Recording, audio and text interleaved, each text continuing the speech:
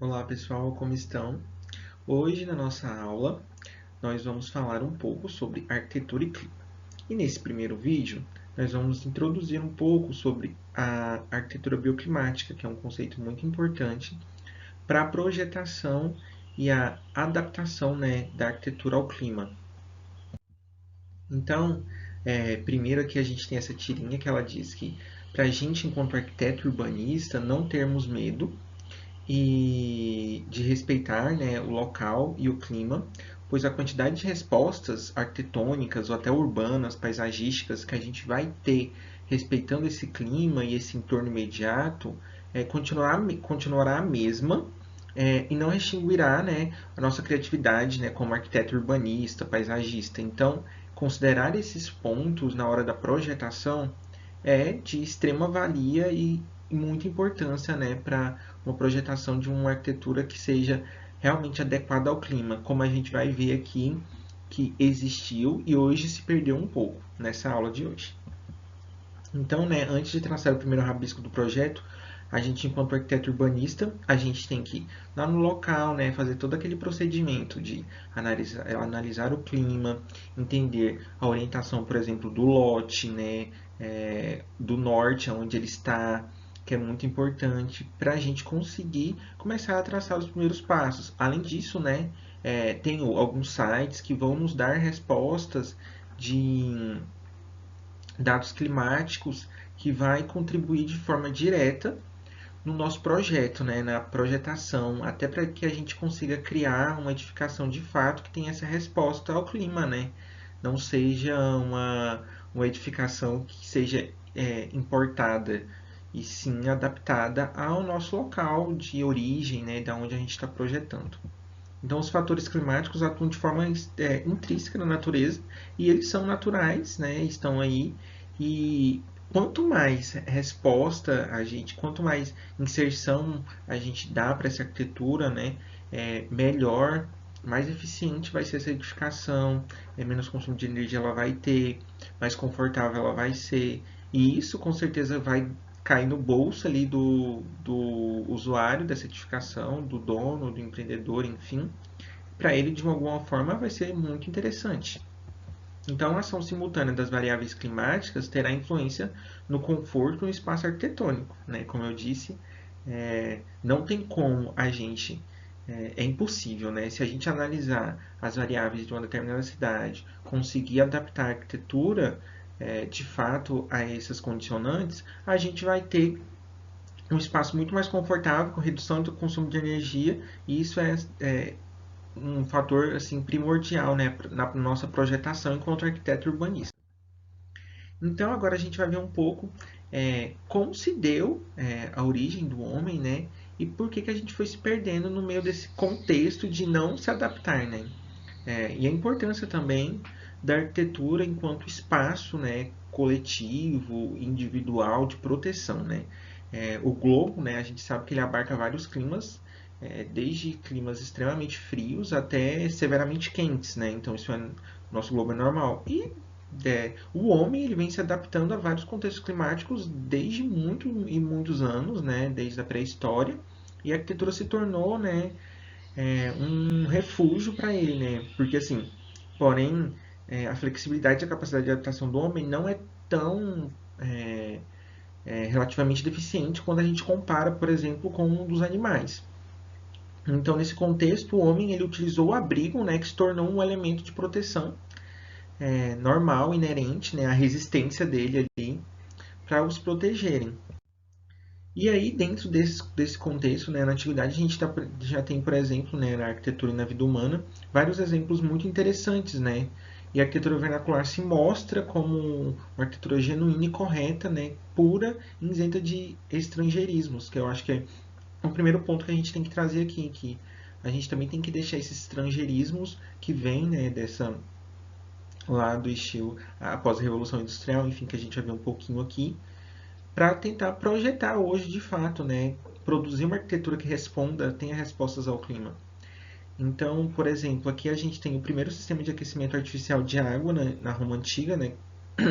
Que eles eram feitos por túneis subterrâneos, onde uma fornalha aquecia a água, e era uma forma em que o homem encontrou naquele clima frio, né, na época de inverno, aquecer a água e dar essa resposta arquitetônica, né, também ao usuário desse ambiente, né, melhorar as condições do ambiente, né, a partir desse aquecimento, por exemplo, aqui a gente também não só aquecendo a água, mas também aquecendo a edificação, né, esse calor ele é transmitindo para o ar interno da edificação. Então era uma resposta muito interessante que o homem encontrou. Obviamente, né, tem toda a queimada dos, da madeira, que isso falando energeticamente falando não é tão interessante, né, ambientalmente que a gente tem que destruir, mas naquela época foi uma forma que o homem encontrou, né, de melhorar essas condições. E, por exemplo, aqui também, em climas muito severos, como no norte da China, né, um exemplo de uma edificação era das edificações que eles construíam subterrâneas, porque era muito quente, então a temperatura abaixo da superfície do solo era mais amena, então compensa os extremos do ar, né, externo. E isso fazia com que a edificação, né, não tinha essas respostas, então foi uma forma como se adaptou para tentar melhorar, né, as condições climáticas, né, dessas edificações deles.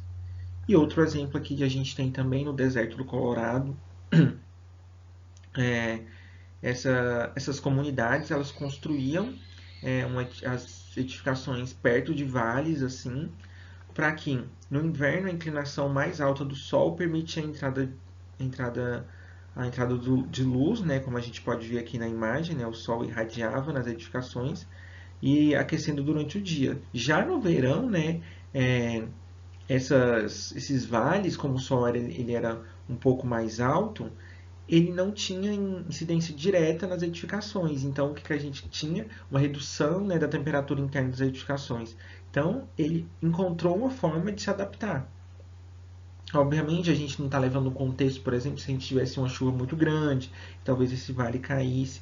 Mas, enfim, essas estratégias foram aquelas que os homens usavam e que hoje a gente vem perdendo, né, é, na aplicação, né, e na produção arquitetônica.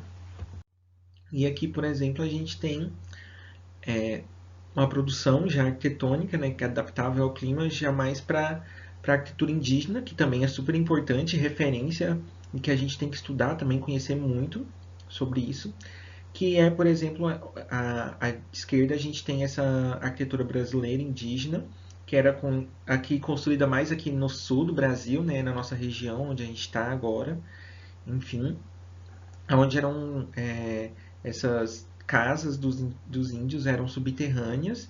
E aí, por quê? No frio, tentavam não, né? Eles precisavam se proteger do frio muito rigoroso, então eles faziam esses buracos no chão, né? Eles escavavam o chão para fazer com que a casa fosse protegida nesse inverno rigoroso, né? Mas também eles criaram um sistema de abertura em cima, né, na parte superior, que permitia a entrada de iluminação e ventilação. Então era um sistema muito interessante e que infelizmente, né, ele se perdeu e hoje, por exemplo, se a gente for em qualquer aldeia indígena aqui do sul, talvez a gente nem encontre. E já à direita a gente tem uma produção arquitetônica já da América do Norte. São habitações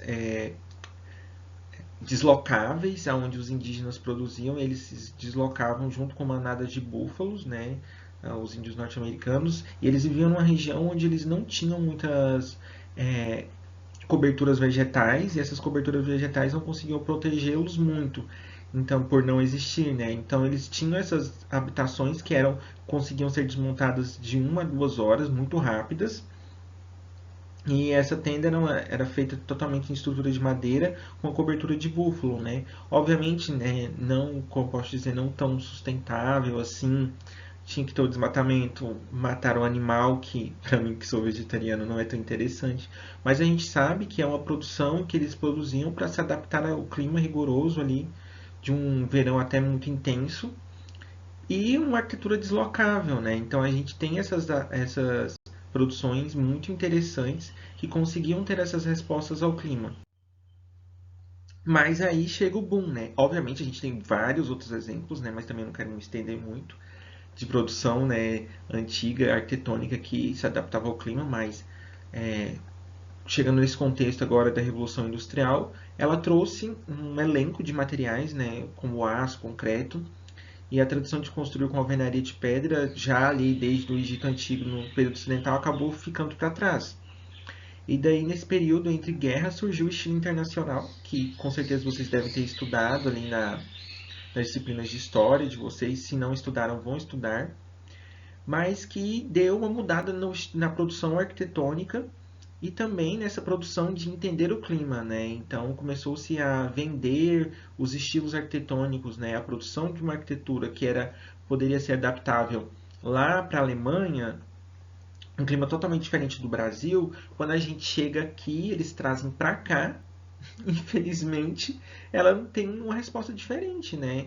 Ela não vai ser tão interessante para o usuário. Então, esse conceito, esse pensamento, essa reflexão que eu quero deixar para vocês enquanto futuros arquitetos urbanistas. Qual a produção arquitetônica que vocês querem fazer e deixar para as pessoas, para as próximas gerações? Como a professora Michelle disse, né? Hoje, com a norma de desempenho, você tem que ter uma edificação que ela responda por vários e vários anos.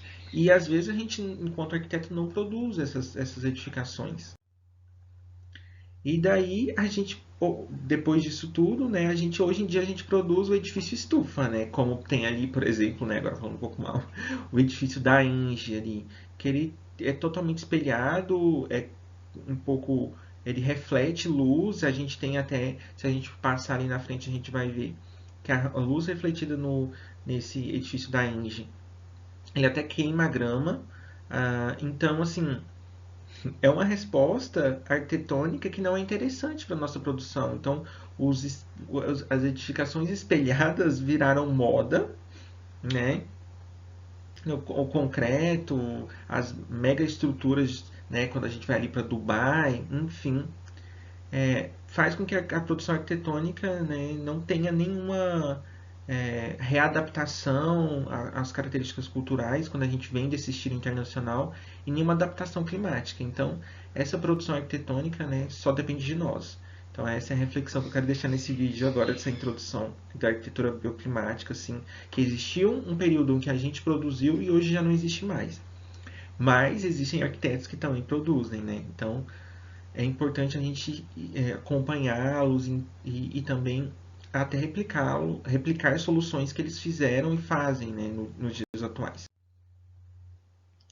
Então, hoje os sistemas de iluminação e iluminação artificial, né, desde ali da Revolução Industrial dos anos 70, passaram a ser largamente utilizados, dando ao projetista uma posição bastante cômoda, né? Porque eu não preciso pensar da arquitetura se adaptar ao clima porque eu tenho um sistema de ar-condicionado, porque eu tenho um sistema de iluminação, eu preciso entender a quantidade de aberturas que eu vou abrir. A gente se evoluiu para criar aberturas suficientes para nos darem um espaço que fosse menos desagradável, né? Entender todo esse conceito de higiene, por exemplo, desde ali do período medieval, que as edificações chegavam até ser um pouco insalubres, né? Mas agora a gente está perdendo isso porque a gente só quer usar o ar-condicionado. E a gente viu que não é, nesse período de pandemia, usar o ar-condicionado não é tão interessante. Abrir as janelas é muito interessante. Entretanto, a gente às vezes chega numa edificação que não tem janelas suficientes. E aí, qual a resposta arquitetônica, né, a gente está produzindo? E uma reflexão para vocês: é mais barato economizar energia do que fornecê-la. Então, pensar nisso enquanto projetista é assim, de extrema importância. E para essa aula de hoje eu utilizei 3 livros. O primeiro a gente já vem utilizando em várias aulas, que é o livro de Eficiência Energética, do professor Lambert, Luciano Dutra e do professor Rutkay. Um livro muito interessante, que é o Arquitetura e Clima, do Victor Giaia, que é o Manual do Desenho Bioclimático para Arquitetos Urbanistas. É muito interessante esse livro, de extrema relevância para quem tem interesse nessa área. Assim. Ele dá muitos conceitos, muitas ideias para a gente conseguir produzir uma arquitetura adaptável ao clima. E também um outro livro que também é espanhol, assim como outro que eu acabei de falar, Arquitetura e Clima, que é o livro Arquitetura e Energia Natural, aqui, e do Rafael Florencio, da Helena Roura, que também é muito interessante. Ele fala além da parte térmica, mas da parte acústica e lumínica. E hoje, só para finalizar, a nossa atividade já vai ser no nosso primeiro vídeo. E eu gostaria que vocês, eu não mostrei, né, exemplos de arquitetura contemporânea que tem essa adaptação ao clima, mas eu queria que vocês procurassem nosso exercício de hoje vocês vão no Moodle e vão deixar para mim um nome de algum autor que produza ou produziu assim desde os anos 70 bons exemplos de arquitetura contemporânea, né, dos quais considera o clima, o seu entorno imediato, como premissa para a produção arquitetônica ou urbana. Então, esse é o nosso exercício. Eu gostaria que vocês pesquisassem e trouxessem para mim, né, lá no Moodle, essa atividade, que é uma atividade bem simples, mas também uma reflexão para vocês verem que existem arquitetos, mas às vezes eles estão um pouco escondidos. E, se possível, olhem dos coleguinhas para a gente tentar não repetir, para a gente ter um banco de dados ali, para na hora de vocês pesquisarem os seus correlatos do nosso trabalho, tá bom? Tchauzinho, pessoal!